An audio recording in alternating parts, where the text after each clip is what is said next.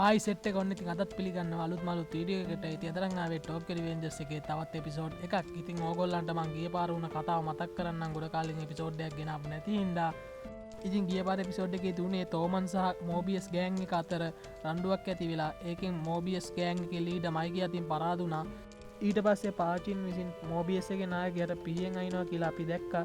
මේකෙන් පස්සේ එතන්ට පොලිසියෙන් ආවට පස්සේ කට්ටිය ඔක්කොම පැනලා යන්න පටන් ගත්තා. ඒ වුණාට පාචින් පොලිසියට බාර වුණා. ඉතින් මයිකි ඩ්‍රේකනුයි අතරේ පොඩි ගැටුමක් ඇති වෙනවා පාචින්ව ඩ්‍රේකන් දාලා ගිය හින්දා. ඉතින් මෙතනින් තමයි කතාව ඉවර වුනේ. ඉතින් ටකමිචි මයිකිට ඩ්‍රේකන්ටයි කෑ ගහලා කියනවා හැමදේම කන්න එක නවත්තන්න. ওই දේවල් මගේ වටින දේවල්. ඕගොල්ලොන්ට කේන්ති ගියා කියලා ඕගොල්ලෝ මගේ දේවල් කඩන්නේ. ඉතින් යාළුවෝ හිතනවා මේක තමයි ටකමිචිගේ අවසාන කියලා. ඉතින් ඒම තමයි එපිසෝඩ් එක පටන් ගන්න. ටකමිචිට කේන්ති ගිහිල්ලා එයා මයිකිට ගහන්න එද්දී අයින් වෙලා යාව කුණු ගොඩකට වැටෙනවා. ටකමිචිට කේන්ති ගිහිල්ලා එයා ඩ්‍රේකන්ගේ බෙල්ලෙන් අල්ල ගන්නවා. යාළුවෝ ඇවිල්ලා ටකමිචිව එතනින් අයින් කරනවා. ඩ්‍රේකන් එයාට සමා වෙන්න කියලා කියනවා. ටකමිචි කියනවා මම පොඩි කාලේ ඉඳන්ම පරිස්සමට එකතු කරපු දේවල් තමයි මේ කියලා. එයා එයාගේ කැඩිච්ච බැට් එක දිහා බලාගෙන අඬන්න පටන් ගන්නවා. ඉතින් ඩ්‍රේකනුයි මයිකි ටකමිචි අඬන දිහා බලාගෙන ඉන්නවා. ටකමිචි එකපාරට කියනවා ඕගොල්ලෝ කවදාවත් කියන දේ අහන්නේ නැහැ. ඕගොල්ලෝ පොඩි ළමයි වගේ හැසිරෙන්නේ. ඇයි ඕගොල්ලන්ට කවදාවත් ලොකු මිනිස්සු විදිහට හැසිරෙන්න බැරි? ඕගොල්ලෝ කොච්චර කරත් රණ්ඩු කරන එකමයි කරන්නේ. එහෙම කියලා. මයිකි කියනවා මං කොහොමත් ඉස්සෙල්ලා ධම්ම ඩ්‍රේකන් එක රණ්ඩු වෙනවා. ඒ වුණාට අපි එච්චර කාලයක් ඒ රණ්ඩුව තියෙන්නේ නැහැ කියලා. ටකමිචි කියනවා එතකොට ඕගොල්ලෝ මේ මගේ බඩු ඔක්කොම කැඩුවේ නිකන් විහිළුවටද? මයිකි ඩ්‍රේකන්ට කියනවා කෙන්ටින් අපි යමු දැන් කන්න කියලා. ඒ දෙන්නා එතනින් යන්න පටන් ගන්නවා. ටකමිචි ඉතින් ඒගොල්ලන්ගේ යාළුවෝ දිහා බලද්දී එයාගේ යාළුවොත් එයාව දාලා යන්න යනවා. ඉතින් ඊළඟ සීන් එකේදී අපිට පේනවා මයිකි ටකමිචි ඩ්‍රේකන් කට්ටිය ඉඳගෙන එයාලගේ යාළුවෝ ෆුට්බෝල් සෙල්ලම් කරන විදිය බලන් ඉන්නවා කියලා. ඩ්‍රේකන් මයිකිට කියනවා පාචින්න බේරගන්න බැරිනට සමා වෙන්න කියලා. මයිකි කියනවා ඒකට කමක් නැහැ. මට කේන්ති ගියේ පාචින්නුයි මායි ඕගොල්ලෝ ඔක්කොම එකතු වෙලා තමයි මේ තෝමන් එක පටන් ගත්තේ. එයා බාර වෙන්න කලින් මට කිව්වේ ඔයා මෙතනින් බේරලා පැනලා යන්න කියලා. ඒ නිසා තමයි මට කේන්ති ගියේ කියලා තමයි මයිකි යාට කියන්නේ. ටකමිචි හිතනවා පොලිසියට ගිහිල්ලා පාචින්න බේරගන්න. ඒ වුණාට එයා මයිකිව දැක්කම එයාට ඒක අමතක වෙනවා. මයිකි ටකමිචිගේ යාළුවෝ ගාවට ගිහිල්ලා ඒගොල්ලෝ සෙල්ලම් කරන්න පටන් ගන්නවා. ටකමිචිගේ යාළුවෝ ඇවිල්ලා කියනවා ඔයා අන්තිමට හරි හොඳ වැඩක් කරනවා. ඔයාලා කොහොම හරි ඒ දෙන්නව එකතු කරා කියලා. ඉතින් ටකමිචි සතුටු වෙන්න ගන්නවා ඩ්‍රේකන් මෙයා මැරෙන එකෙන් කොහොම හරි නැවැත්තුවා කියලා. ඒත් එක්ක මෙතනට එමා සහ හිනා එනවා. ඉතින් පේන විදිහට ඒ දෙන්නා යාළු වෙලා එමා යාට වෙච්ච සම්පූර්ණ සිද්ධිය කියලා. ඉතින් හිනා ටකමිචිගෙන් සමාව ඉල්ලනවා යාට ගැහුවට.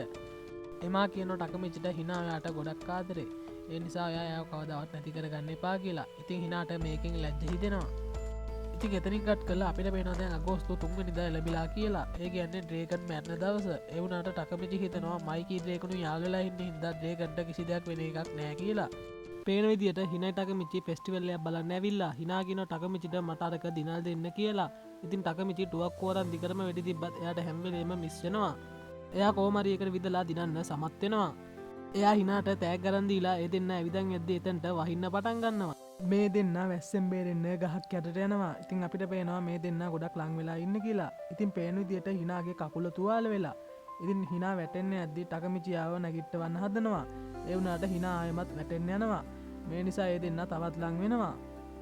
මේක නිසා ටකමිචි හිනා ගාවින් ඈත් වෙන්න දෙද්දී හිනා යාට ළඟට එන්න කියනවා. හිනා කියනවා එයා මේ වගේ හැමදාම වුණත් ඉන්න කැමතියි කියලා. ඉතින් ටකමිචිට හිතෙනවා හිනාව කිස් කරන්න. ඉතින් ටකමිචි හිනාගෙන් ඈත් වෙලා එයා හිනාව කිස් කරන්න හදද්දිම ටකමිචිට බාධාවක් වෙන්න එයාගේ ෆෝන් එක රින්ග් වෙනවා. ඉතින් කෝල් එක අරන් තින්නේ වෙන කවුරුත් නෙමෙයි එයාගේ යමගිසි කියන යාළුවා. ඉතින් යමගිසි කියන එක්කෙනා කියනවා ඩ්‍රේකන්ව මරන්න අපේ තෝමන් එකේ කෙනෙක් එකතු වෙලා කියලා මෝබියස් ගෑන් එකට. එයාලා අද ඩ්‍රේකන්ව මල්ලා දාන සැලසුම් කරලා තිනවා කියලා යමගිසි කියනවා. යමගිසිට තෝමන් එකේ කට්ටියක් මේක ගැන කතා වෙනවා ඇහිලා තියෙනවා. ඒක තමයි එයා මේක ගැන ටකමිචිට කියන්නේ.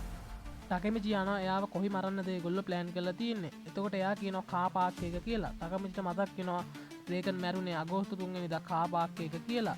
ටකමිචින් හිනාට කියනවා මට වැඩක් තියෙනවා කියලා. එයා ටක් ගාලා ඩ්‍රේකන් හොයාගෙන දුවන්න පටන් ගන්නවා. ඉතින් ටකමිචි දිගින්ටම කා පාක් එක හොයාගෙන දුවද්දී මෙයාට දකින්න ලැබෙනවා තෝමන් එකේ කට්ටියක් එතන හිටගෙන ඉන්නවා කියලා. ඉතින් මෙයා ඒගොල්ලෝ ඉන්න තැනට ගිහිල්ලා ඒගොල්ලන්ගේ රහසය ඔත්තු බලනවා.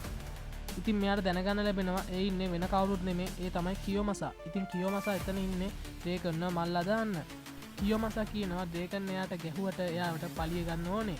එයා මගේ මිනිස්සු ඉස්සරහාම මට ගහලා ලැජ්ජ කරා.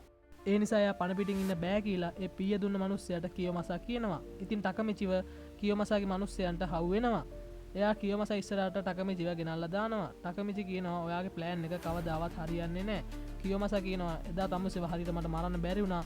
හැබැයි තමුසේ අද මගේ අතටම ආවුණා. මම තමුසෙව අද නම් ඉවරයක් කළා දානවා කියලා. ටකමිචි හිතනවා දැන් හැමදේම ඉවරයක් වෙන්න යන්නේ කියලා.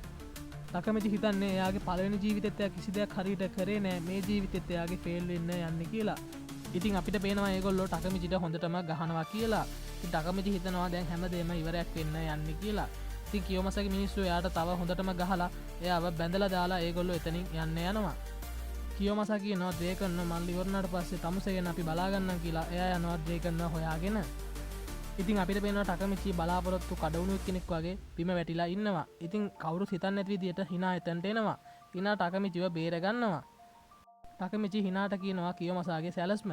එයා කියනවා එයාට කොහොම හරි ඩ්‍රේකන්ව බේර ගන්න ඕනි කියලා. hina අහනවා ඔයා මේ දවස් ටිකේ හරිම වෙනස්. ඔයා ඉස්සර ඔහොම නෑ. ඇයි ඔයා දැන් වෙනස් වෙලා ඉන්නේ කියලා. ටකමිචි කියනවා මං සටන් කරන දෙයක් තියෙනවා. හැබැයි ඔයාට ඒක තාම කියන්න බෑ. මං සටන් කරන දේ මං අනිවාර්යෙන්ම ජයග්‍රහණය කරන්න ඕනේ. මට කොහොම හරි ඩ්‍රේකන්ව බේර ගන්න ඕනි කියලා ටකමිචි කෑ ගහද්දී hina එයාව කිස් කරනවා. hina එයාට කියනවා ඩ්‍රේකන්ව බේර ගන්න පුළුවන් කෙනෙක් ඉන්නවා නම් ඒ ඔයා විතරයි. මට ඔයා ගැන සම්පූර්ණයෙන්ම විශ්වාසයි කියලා hina එයාට යන්න දෙනවා. hina එයාට කියනවා ඔයාට මට කියන්න බැරි දෙයක් තිබ්බට කමක් නැහැ. හැබැයි ඔයාට හොඳක් වෙනවා නම් මම ඒකට කැමතියි කියලා. ඉතින් ටකමිචි මේකට අඬන්න පටන් ගන්නවා. hina එයාට කියනවා ඔයා මැරෙන්නේ නැතුව පරිස්සමට එන්න කියලා. ටකමිචි hina ගැන වද වෙද්දී hina කියනවා එයාට වද වෙන්න දෙයක් නැහැ කියලා. ටකමිචි කියනවා මං ආපහු වෙන්නේ ඩ්‍රේගන් එක පණ පිටින් කියලා. ඉතින් එයාට මතක් වෙනවා පොඩි කාලේ කියෝමසා ඒගොල්ලන්ට දුන්න වද. ඒත් එක්ක මෙතනට මිත්සුය එනවා ඩ්‍රේගන්ව හොයාගෙන. එයාට තාරංචි වෙලා කියෝමසා ඩ්‍රේගන්ව මරන්න හදනවා කියලා. ටකමිචි වෙච්ච සම්පූර්ණ දේම කියනවා. උනාට මිත්සුයා කියන්නේ මං ආවේ වෙන කාවත් හොයාගෙන මේ පේයන්ව හොයාගෙන. ඩ්‍රේගන් පාචින්ව අතෑරියට එයාට ගොඩක් කේන්ති ගිහිල්ලා එයා හදන්නේ ඩ්‍රේගන්ව මල්ලා දාන්න කියලා. එයා ටකමිචිට කියනවා. ඉතින් ටකමිචිත් තේරෙනවා මේක නම් තනිකරම පිස්සුවක් එන්න යන්නේ කියලා. මිත්සුයා කියනවා අපි පේයන්ව ටක් ගාලා නවත්තන්න ඕනේ කියලා. ඉතින් අපිට පේන ඊළඟ සීන් එකේ ඩ්‍රේගන්ට පේයන් කතා කරලා එයාගේ නම කියනවා. ඉතින් එයා ඉන්නේ ඩ්‍රේගන්ව මරන්න බලාගෙන. ඉතින් එතනින් මේ එපිසෝඩ් එකත් ඉවර වෙනවා. ඉතින් ගොඩක්ම සොරි සෙට් එක මට වීඩියෝ එකක් ගේන්න බැරි වුණාට මොකද කිව්වොත් මගේ ෆෝන් එක ආපහු සැරයක් කැඩුනා. ඉතින් ඒක හදන්න නැතුව මට වීඩියෝ එකක්වත් අඩුම තරමේ කමියුනිටි පෝස්ට් එකක්වත් දාන්න බැරි වුණා. ඉතින් ගොඩක්ම සොරි ඒක හින්දා.